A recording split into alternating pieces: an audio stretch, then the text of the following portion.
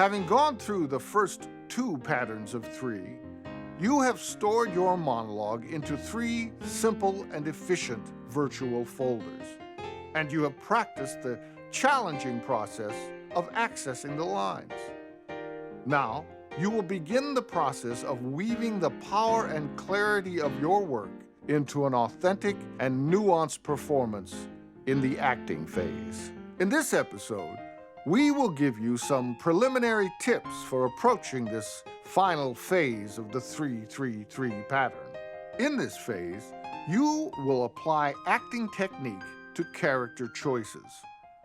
The best way to begin, of course, is with three considerations to identify, experiment with, and combine.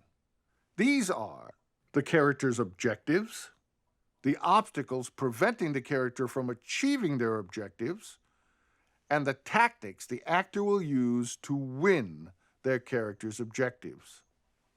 As you play with your lines during the acting phase, use them to answer these three questions. The great acting teacher, Konstantin Stanislavski, asserted that all stage-worthy action is motivated by a strong desire.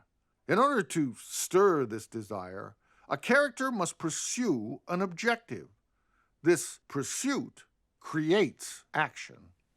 To create the conflict necessary for drama, there must be opposition to your character's objective. This is referred to as the obstacle. I mentioned in an earlier episode that Robert Cohen believed that, for action to be stage-worthy, the actor needs to explore and utilize the most effective means of winning the character's objective. He referred to this as victory-oriented acting.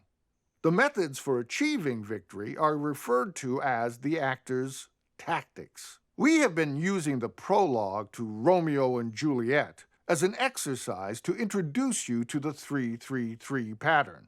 If you are actually playing the role, you would first read the entire play to learn where your character fits into the world of the play. The name of the character who presents the opening lines from Romeo and Juliet is referred to as the chorus.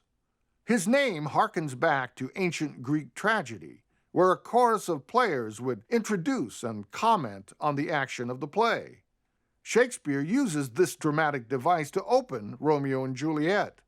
However, rather than using a group of players, the chorus is represented by a single actor. The prologue is a sonnet of 14 lines. Within these 14 lines, the chorus outlines the action of the play. Your initial conclusion might be that your character's objective is to outline the action of the play. However, this is too static to be stage-worthy. It's more like completing an errand than pursuing an objective. The act of pursuing an objective presupposes an obstacle. What is keeping my character from achieving their objective? Answering this question builds the important dynamic of conflict into your action. Your obstacles will be either external or internal.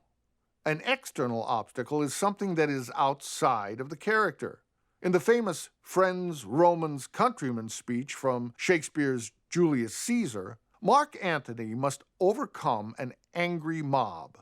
The mob is something that can be observed by the audience, making it an external obstacle. An internal obstacle is one that lies within the character. Hamlet's objective in Shakespeare's tragedy is to avenge his father's death. His concern about finding the right moment to take action serves as an internal obstacle. Such things as moral dilemmas, fear, and uncertainty are not seen by the audience and can serve as internal obstacles. Deciding your character's objectives, obstacles, and tactics is a dynamic process.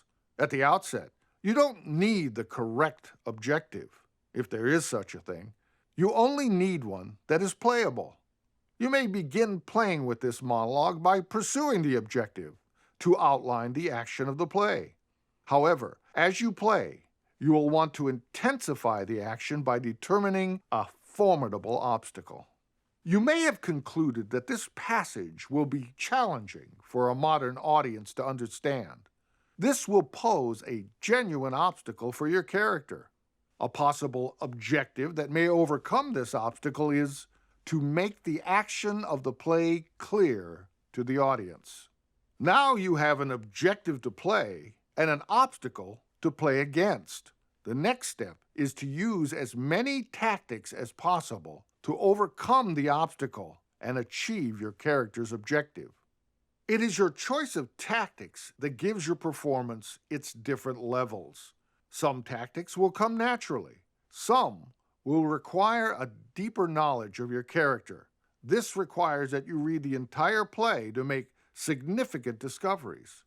Your tactics may be aggressive, seductive, or aloof.